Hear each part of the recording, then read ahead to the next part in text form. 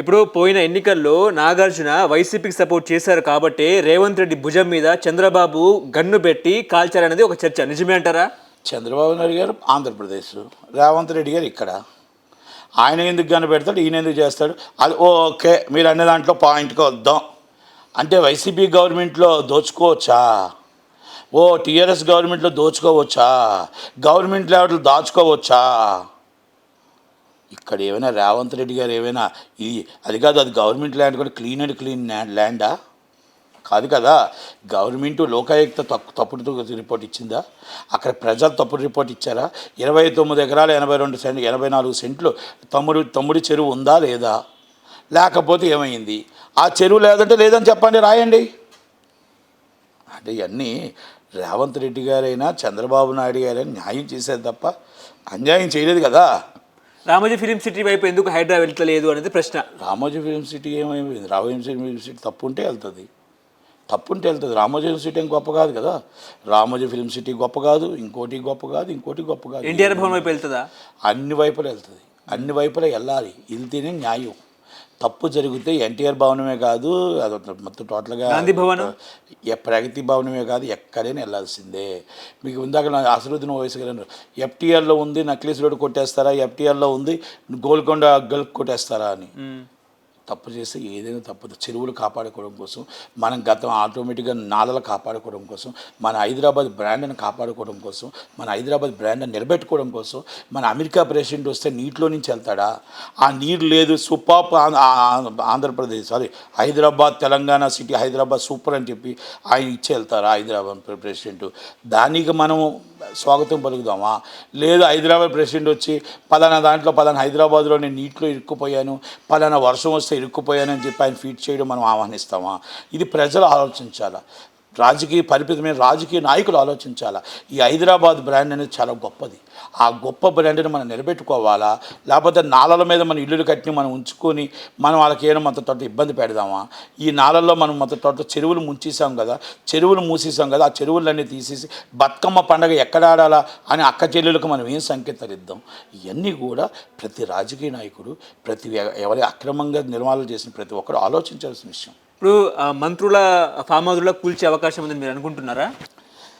ఏమండి, ఏదున్నా మంత్రుల చెప్పే కదా అక్కడ, మంత్రుల ఎవలా అనేది కాదు. ఎవరు తప్పు చేసినా వాళ్ళ మీద యాక్షన్ తీసుకోవాల్సిందే. హైడ్రాకి ఆ స్వేచ్ఛ ఇవ్వాలి, ఉంది అనుకుంటున్నాను.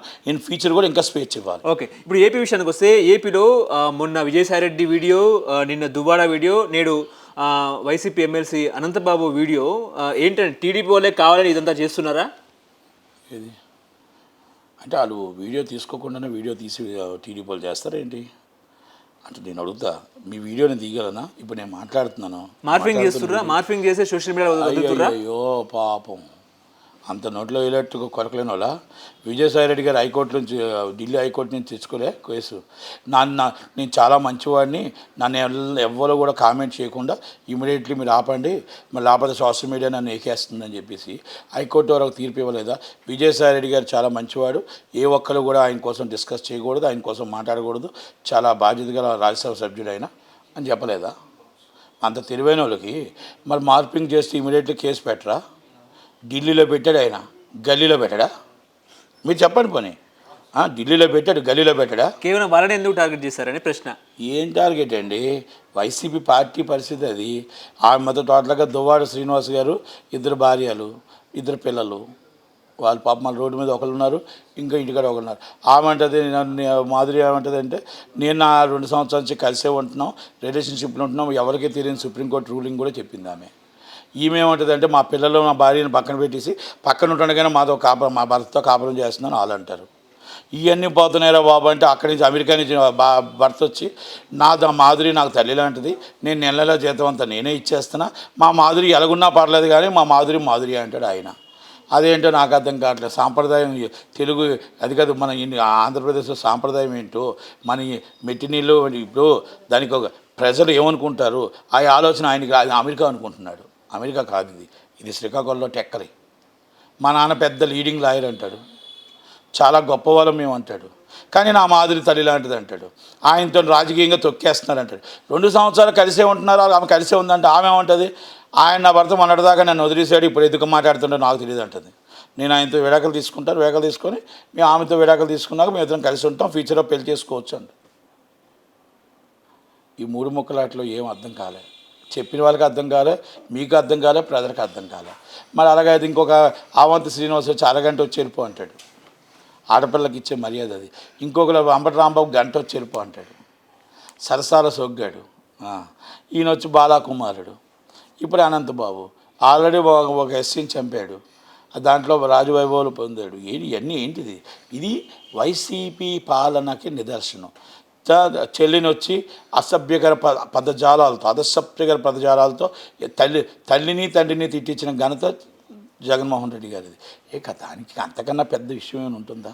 తల్లిని వద్దన్నాడు, చెల్లిని వద్దన్నాడు, బాబాయ్ కూతుర్ని వద్దన్నాడు, బాబాయిని ఎవరు చంపారో తెలియదు.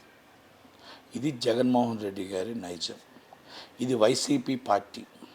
అది అదే కానీ నాయకుడికి ఏ లక్షణాలు ఉంటే వాళ్ళకి ఆ లక్షణాలు ఉంటాయండి. ఓకే, పిల్లలకి తండ్రికి ఏ లక్షణాలు ఉంటే తల్లిదండ్రులకు ఉంటే పిల్లలకు ఆ లక్షణాలు ఉంటాయి అంటాం కదా.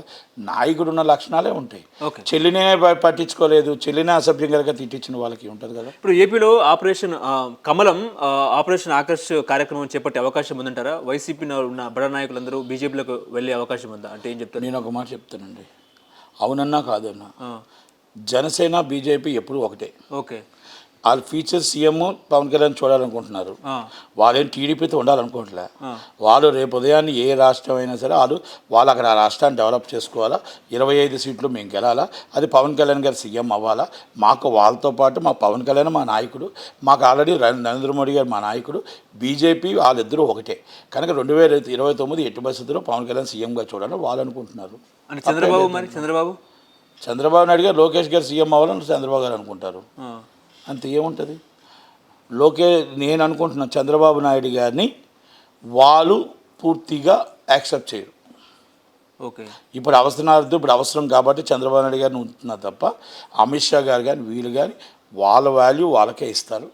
వాళ్ళు రేపు ఫ్యూచర్ ఇలా మొత్తం చాప కింద నీరులాగా వెళ్తూ వస్తున్నారు. అది అంటే వచ్చే ఎన్నికలు వీళ్ళు పొత్తు వెళ్ళరు నేను అనుకుంటున్నాను. అది ఎందుకంటే కనబడుతుంది developing is already Pawan Kalyan garu చేసుకుంటూ వస్తున్నారు.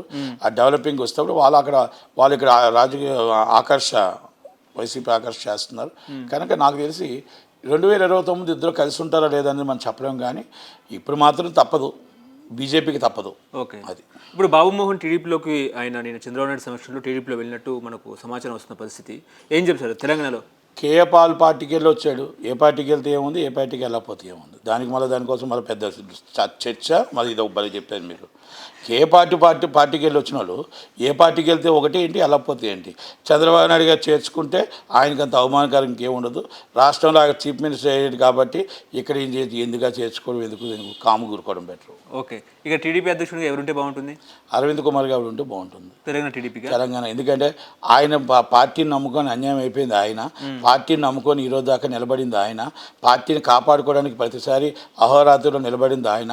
అరవింద్ కుమార్ గౌడ్ గారు ఉంటే కార్యకర్తలకు న్యాయం జరుగుతుందని ఆలోచన. మరి ఆయన ఏ విధంగా ఇస్తారో బీసీ క్యాండిడేట్గా ఇస్తే బాగుంటుందని ఆలోచన అంతే.